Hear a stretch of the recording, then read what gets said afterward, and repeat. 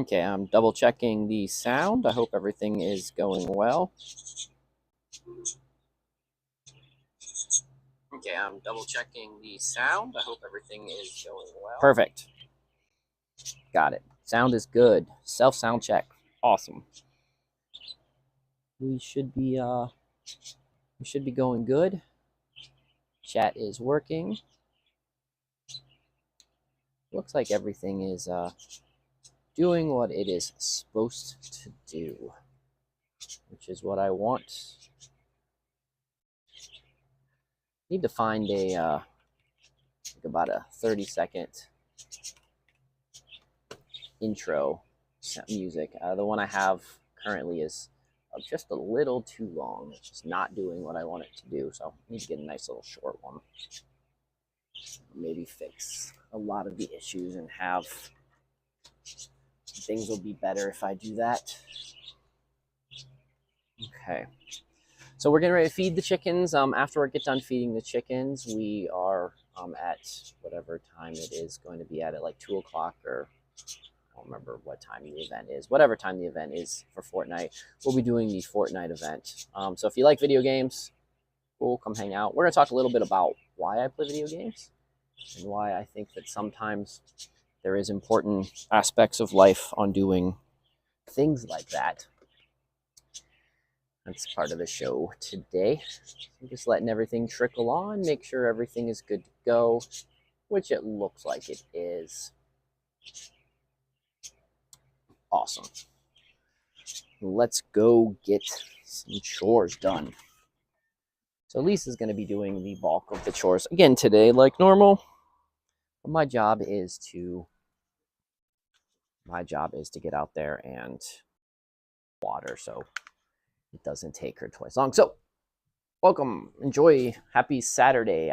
It's like a single digit in December or something. I don't know what the date is. It's Saturday. A current temperature is, let's peek up at this temperature thing. Current temperature is, we've got about, it looks about 11, 12 degrees C, or about 52, 53 freedom measurements. So beautiful, lovely day here, especially for December. Gray, very gray sky days. But again, for December, very nice. Don't normally get this nice of days in December.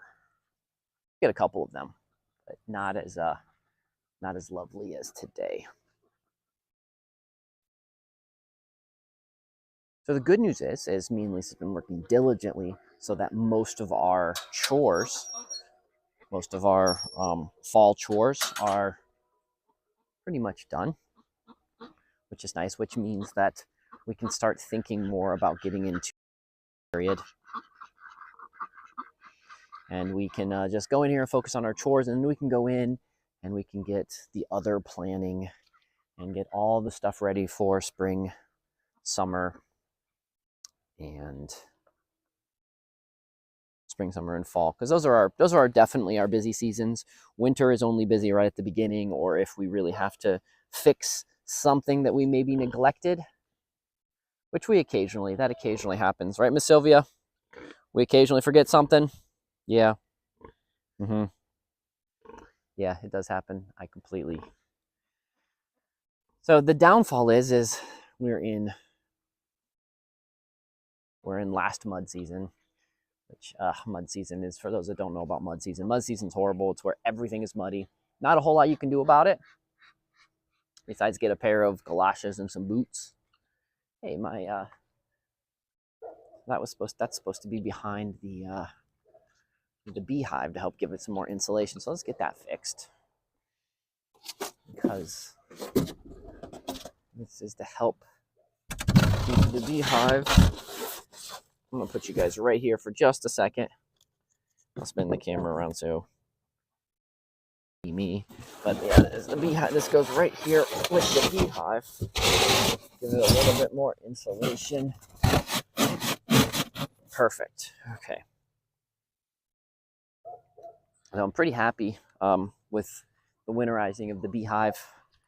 I have it set up so that, like, on days like this, if I feel like like, or in the late winter, if they need to be fed well, I've got that system set up, and I can still have the feeder up top. So I can still get the feeder up top ready to go. But I seen bees flying in and out yesterday when it was really sunny, before it was raining, between the rain. And so very excited about seeing that they're still doing well.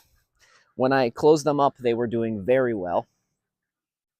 So let's cross our fingers and hope that we have bees in the spring, because that's kind of what I'm hoping for. Yeah, you guys got to see my organization, my wonderful organized mess.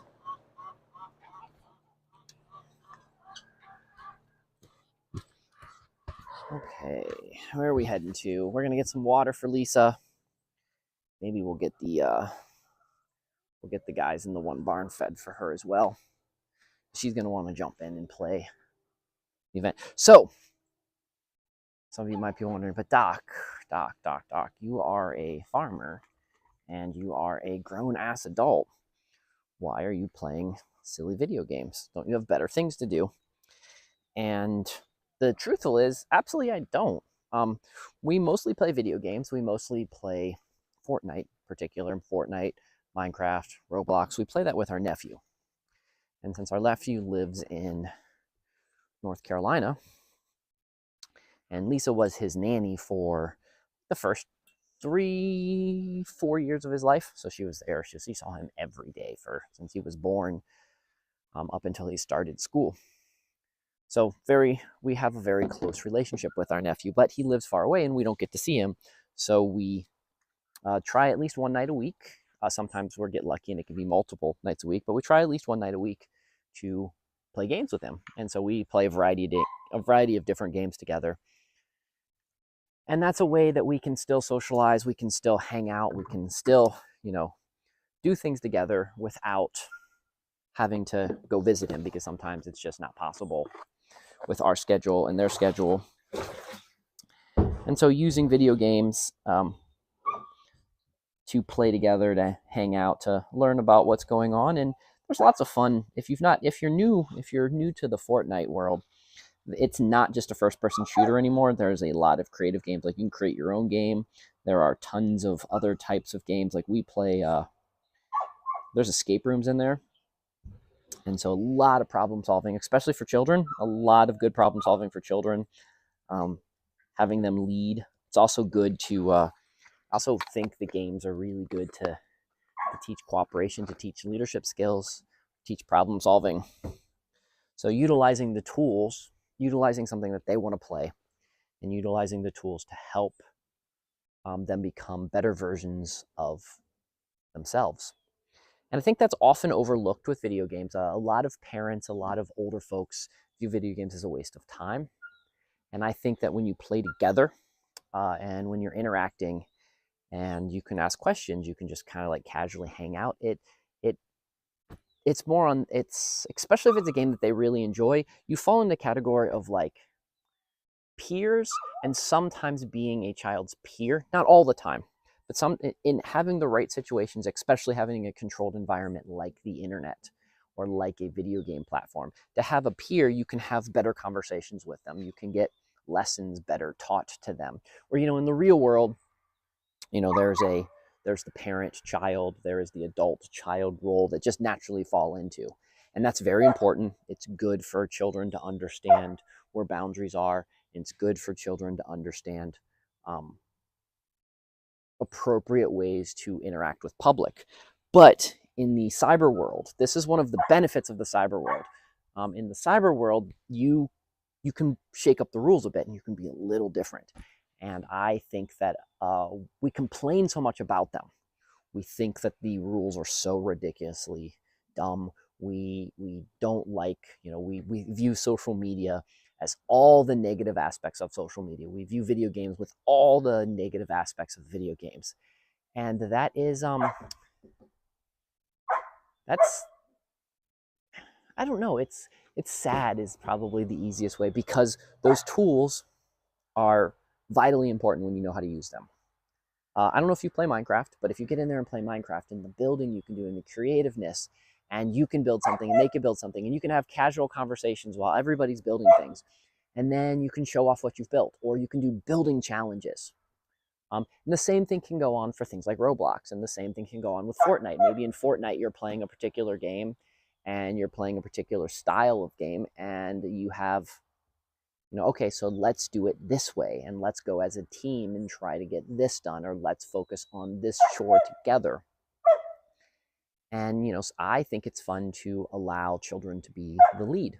Let them direct things, let them make decisions. And then after you're done, review it and say, oh, why do you think that this thing that we tried, why do you think it didn't work? Or why do you think it succeeded? Why did we succeed? Why did we fail?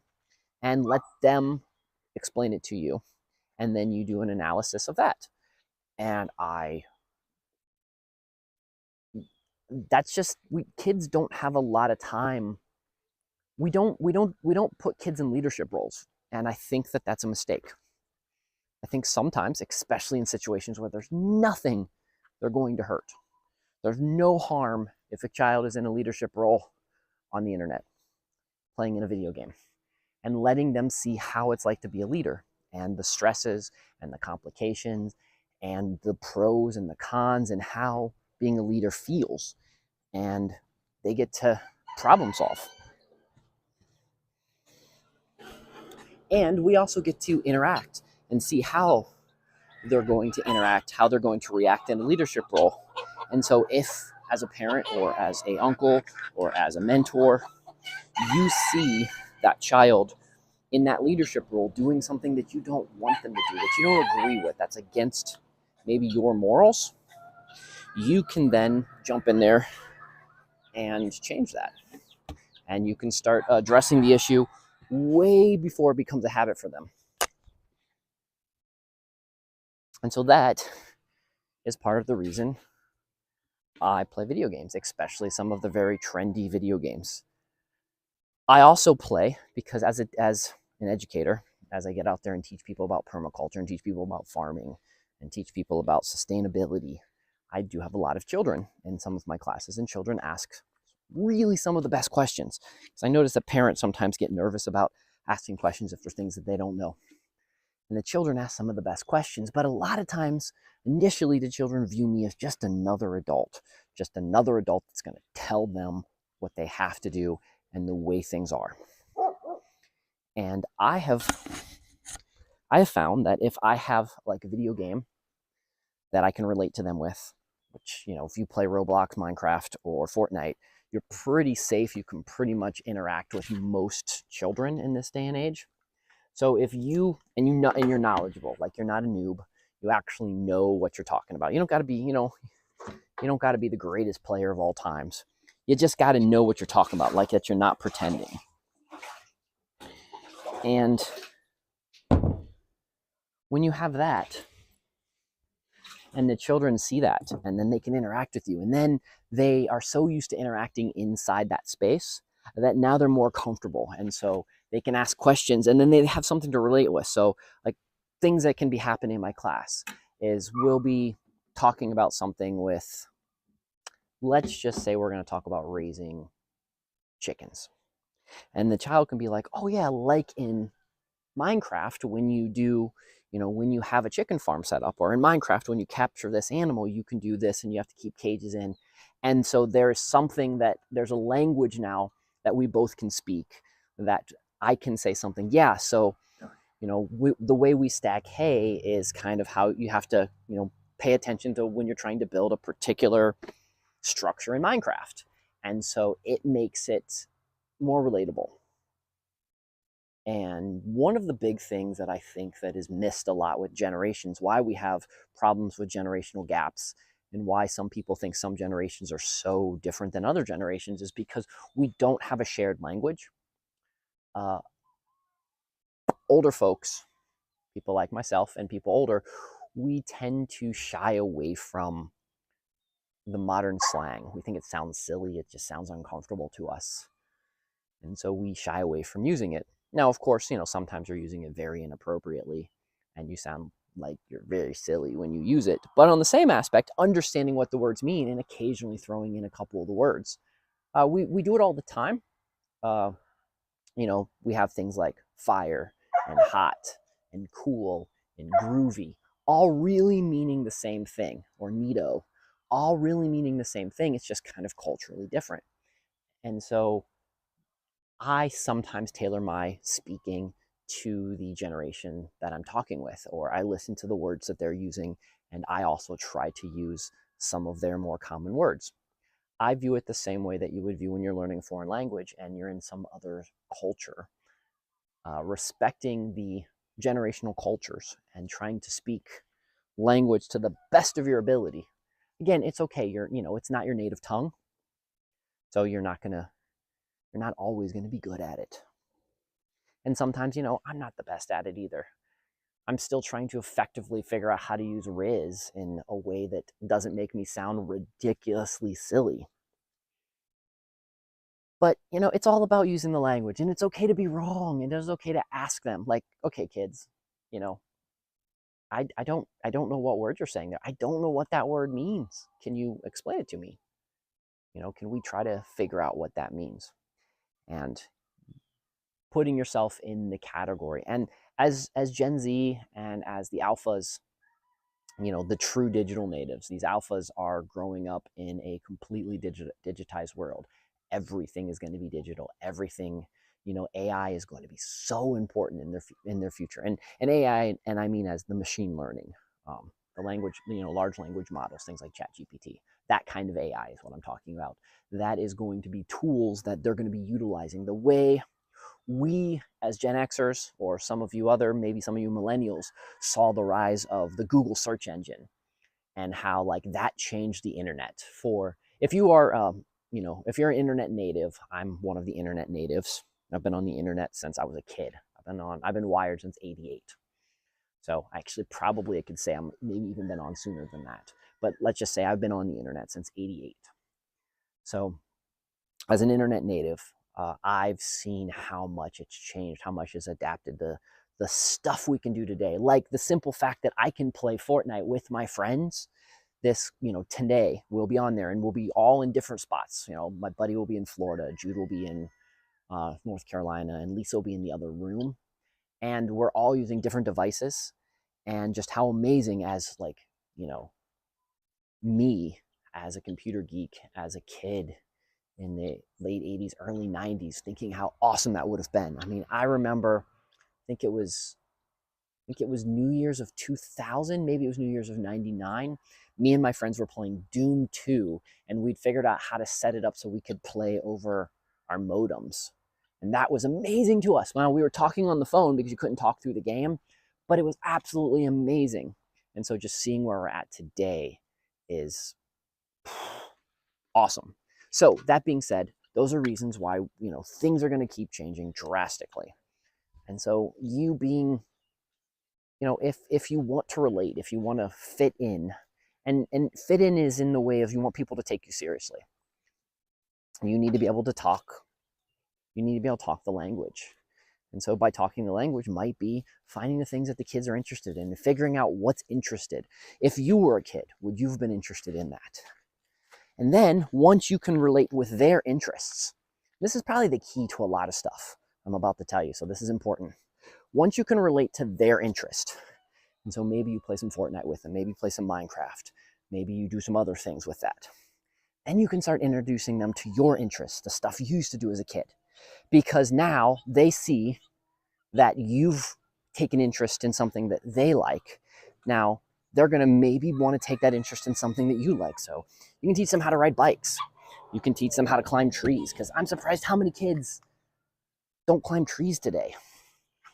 So you can, one of the things that I like to do with the children that I teach, or my friends' kids that get to come and hang out, is I teach them, like, let's go plant some plants, or let's go identify some leaves out there in the woods.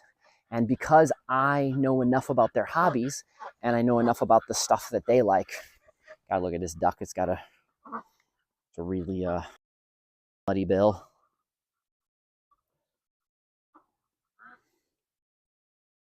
Look at that muddy bill digging in the mud.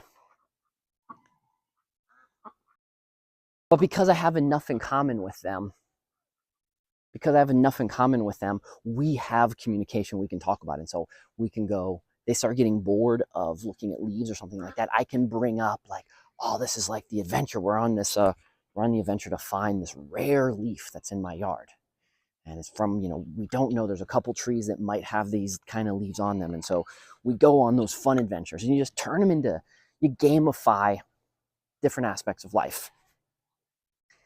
And I think that is, that helps break these barriers, because I think the elite and the powers out there are purposely trying to make it so we can't relate with each other. We've separated the multi-generational homes.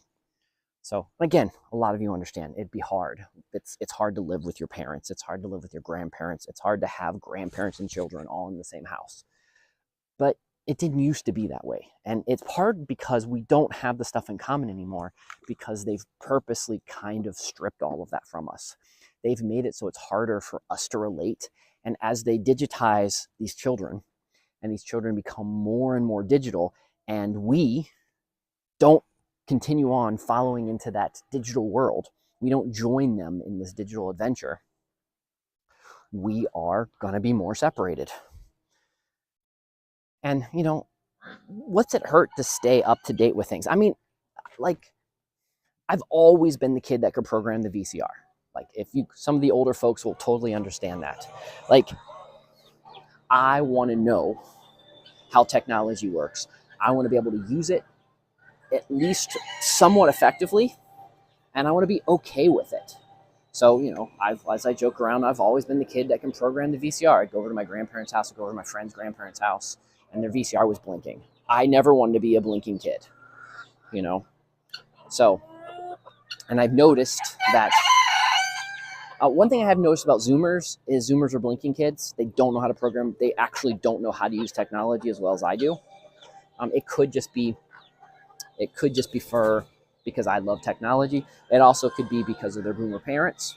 It also could be because technology has been so just there up in their face that there's aspects of it that they just don't try to utilize. So I think that's interesting. I want to know why kids growing up in this completely digital world, why they don't know the digital aspect of it as well as I do, as someone who grew up in an analog world that switched over to a digital world. So just interesting things. And I find this out by conversations. I want to teach classes and, interact with the parents, interact with the kids just together. That's also really fun. Interacting with the children and interacting with the parents together is a very interesting thing, because it's so, some parents, they get it. They play the Fortnite with their kids. They get all their kids' favorite hobbies. Other parents just don't understand. And here's what I think's funny. The part thing that the parents don't understand is, if they don't understand the simple things of like why their kids like playing particular video games, they're also probably, their kids are not going to understand the opposite of that. They're not going to understand why they would want them to go out and touch grass, and why they'd want them to go out and like ride bikes or play hide and seek. So then we also have the parents that, even if their kids wanted to get out and touch grass, even if their kids wanted to get out and like hit the trees with sticks, their parents for some reason think that they're indoor kids. I'm gonna see what Lisa wants, and like are kind of forcing their children to be indoor kids, even though these kids don't necessarily want to be indoor kids, but it's just easier for the parents to, sit them in front of a device. But I find out a lot of these times where the parents are like, oh yeah, well, my kid just wants to sit around and play on the tablet all day. Well, what else have you given your child to not play on the tablet all day? Have you let them go outside and hit trees with sticks? Have you let them go outside and touch grass and get dirty? What's up, Lisa? I want to know. Yep. What you've done so far. Like, what I need to feed everybody. I've collected water. I'll start feeding everyone in the barn if you want to start feeding everyone outside. Okay, have you given the ducks? I gave Sylvia some food. I didn't give anybody corn outside. Okay. Tag team, getting it done. Let's go feed the chickens in the barn. So again, these are things that, as So maybe some of you don't know. So my background is one of the things I went to college for, and I went to college for a long time. One of the things I went to college for was child development with a specialization in fatherhood and a specialization in how parents and children interacted and how to foster a good parent-child interaction. That was what I was specializing in college. One of them. I was also a theater major. I was also a ballerina. I also went to school to be a park naturalist, and I also went to school to be a historic reenactor. So yeah, lots of. I loved college, so I went to college for a little over 10 years. But all that spun all the way back around.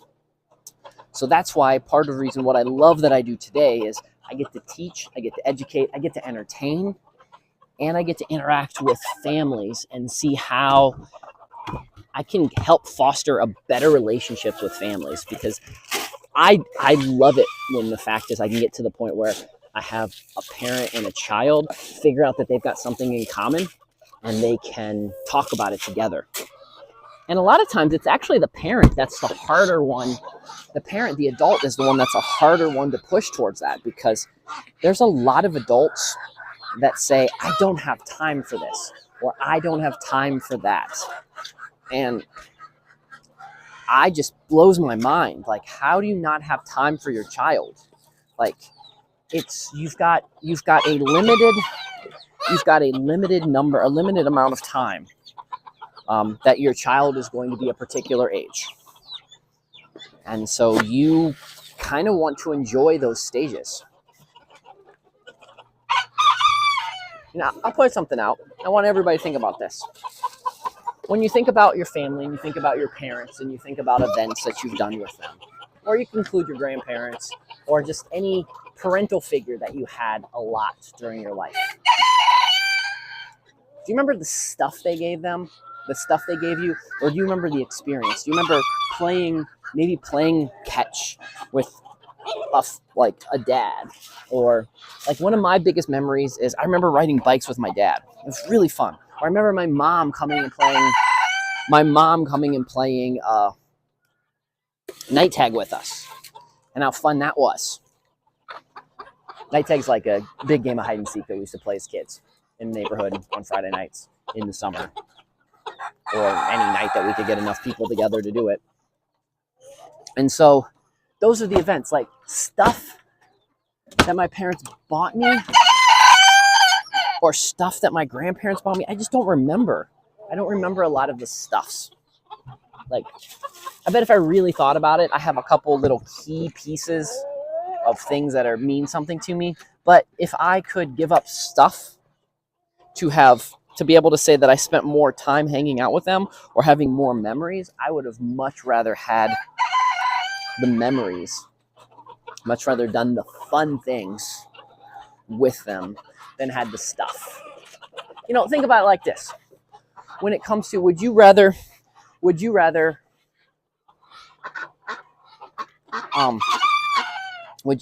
had more time with your grandparents or more stuff? Manhunt. We used to play manhunt. So the difference between night tag and manhunt. So I want to talk about this. So manhunt was where we had like 2 or 3 people would hide and everyone would go find them. That's if we didn't have a lot of kids playing that night or a lot of people playing that night. So that was manhunt. Night tag is where we had 2 teams, and it was more like a capture the flag type game. And so we had 2 teams and we had a base, and you could be saved from the base. And the idea of night tag was one team was trying to capture the entire other team. But manhunt was usually where we just had like 1 or 2 people. Loved all those games. Boy, do I wish today, just because I think it would be tactically very important, boy, do I wish today I could get a group of adults that want to play this at night, because there are some great tactical skills and just good problem-solving skills that adults could actually learn today. But for some reason, we've got silly as we grew up and we don't play the fun games we used to play as children. And I don't understand this. I miss a lot of the fun things that I used to do. I mean, for a while, for quite a few years, We did play turkey bowl. I did have a group of friends, and we would play football every Thanksgiving. I did that for 7 years. Every Thanksgiving morning, I'd get up real bright and early, and we would go play football. Sometimes, as we got older, the game evolved more towards being tap, or we would play flag football. But man, was it fun. And it was fun having those kind of traditions. So, let me go back around. So, going back to the whole stuff. Spending time with your kids. Spending time with children. And they don't necessarily even have to be your kids. They can be your friends' kids if you're good friends with them. Or they can be your nephews or your nieces. Or, if you're older, they can be your grandchildren. It doesn't really matter. Just the simple thing is you need to spend time with them, and you need to spend time. Part of that time needs to be based off of what they want to do, not what you want them to do. Because think how boring it. Like, if you went out with a group of people and you always had to do what they wanted you to do, and you never got to express your opinion, you never got to express things that you wanted to do, like, that wouldn't be fun. At least I don't think so. So I think it's a good idea to shake it up. Like, hey, chitlins, what do you guys want to do? What do you guys think's fun? And work on ways to do that. I have no idea what time it is. I need to pay attention. Okay, so I've got 45 minutes. So I need to finish this up, because I need to give myself about 15 minutes to get everything ready. For those that don't know, if you read the intro, so as soon as I'm done feeding, as soon as me and Lisa's done feeding everyone, we're actually going to go jump in and play the event at Fortnite that starts at 2 o'clock. So all the chickens are fed in here. Awesome. Let me give this to Lisa so she can get everybody outside fed. I'm going to get everybody in here water.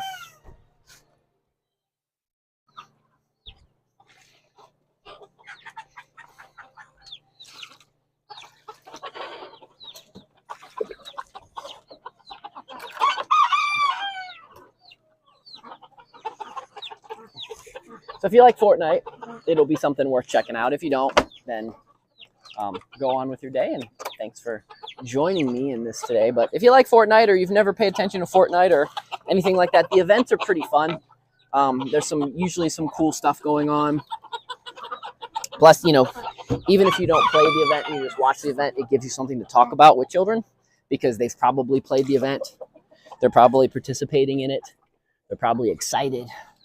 Like, there's probably tons of kids right now hyped, excited about the OG event, which I will tell you, man, it was ingenious of Fortnite to do a throwback, because even kids practice nostalgia. And so it is just funny to hear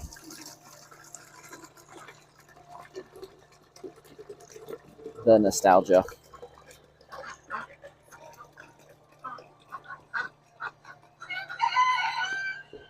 Okay.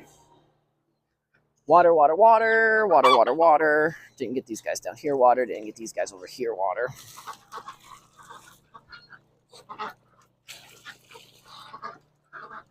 Water, water.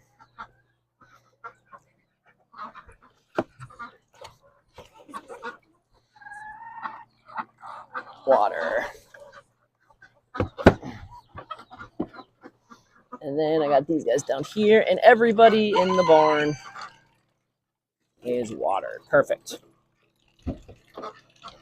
Okay. Everybody in the barn is officially watered. So we are good to go.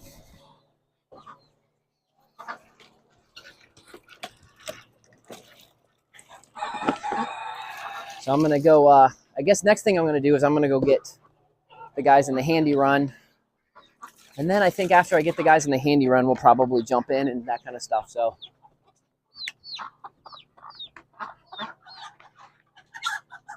do I have an old manual well pump? I do not, but we're supposed to do it this fall, but we are going to tap an artesian. We're going to have an artesian spring because I have a pretty good idea of where I can put in an artesian spring. And I have pieces and parts of a old manual well pump that I think I can put together that we'll put on top of the artesian spring. That's kind of the goal. So hopefully we'll see how well that works. So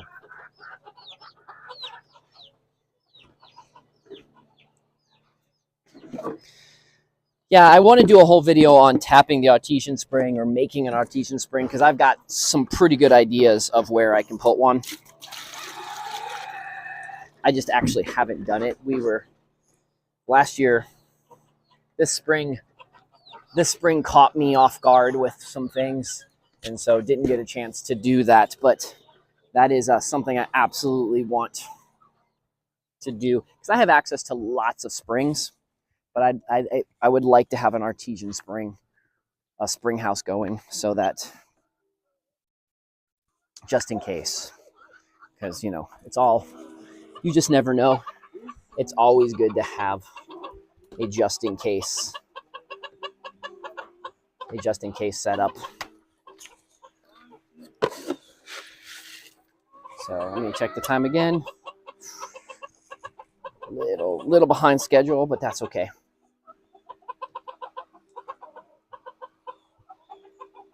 Oh, sorry, hit about that, guys. I hit the get the thing rebalanced.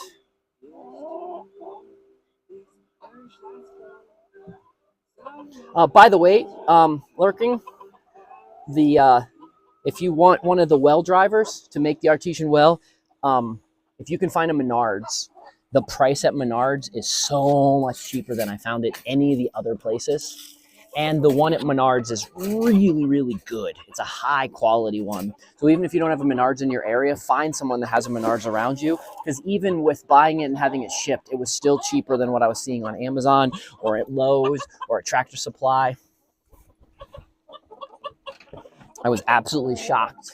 But Menards seemed to have, it's a good quality after I got it. I wasn't sure it was going to be. I was kind of nervous, but it turns out very nice. Very happy with it.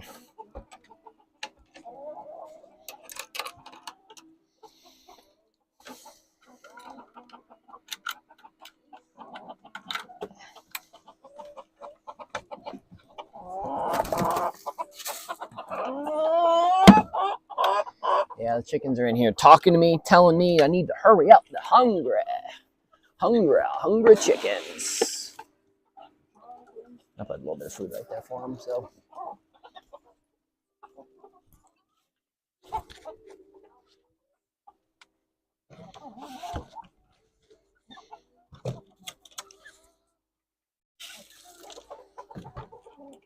Okay. Well, we got everybody fed. Touch up the waters. Yeah. You just need to get bunnies. Yeah. You need to get bunnies and that's it. And you have like 20 minutes. I'll load up your PlayStation for you and such.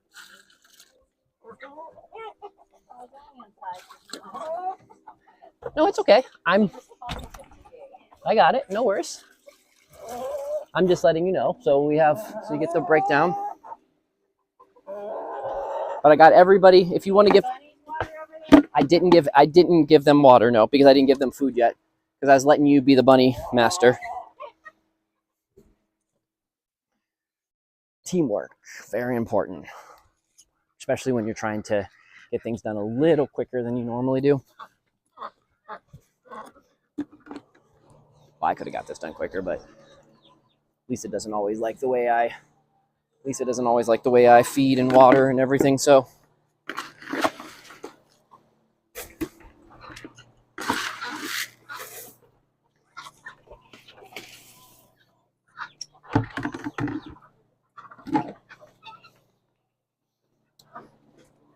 I'll give her the scooper.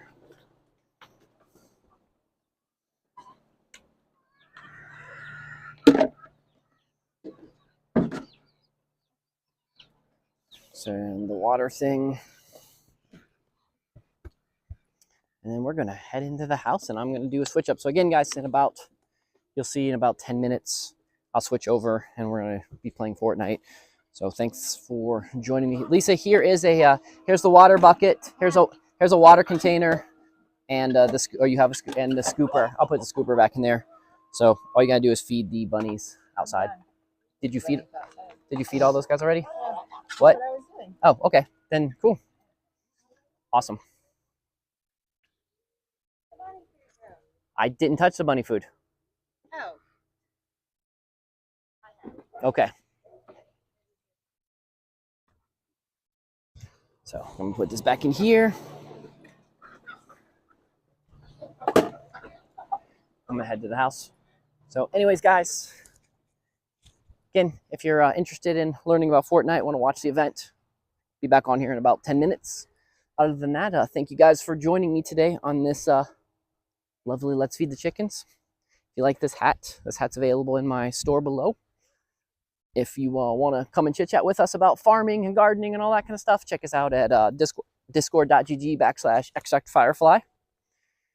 And if you want to see the stuff we do here on the farm, you want to check out the nonprofit and such like that, that's Mavis Pharmacy with an F, mavispharmacy.com. And you will see on there is also a live stream that's 24/7 of the farm. You want to just watch the farm, you want to see what crazy fun things are happening on the farm, maybe watch me and Lisa work. You guys can do that as well. So anyways, friends, I will see you guys in 10-15 minutes playing Fortnite. Hope you guys have a wonderful rest of the afternoon. And until then, adios.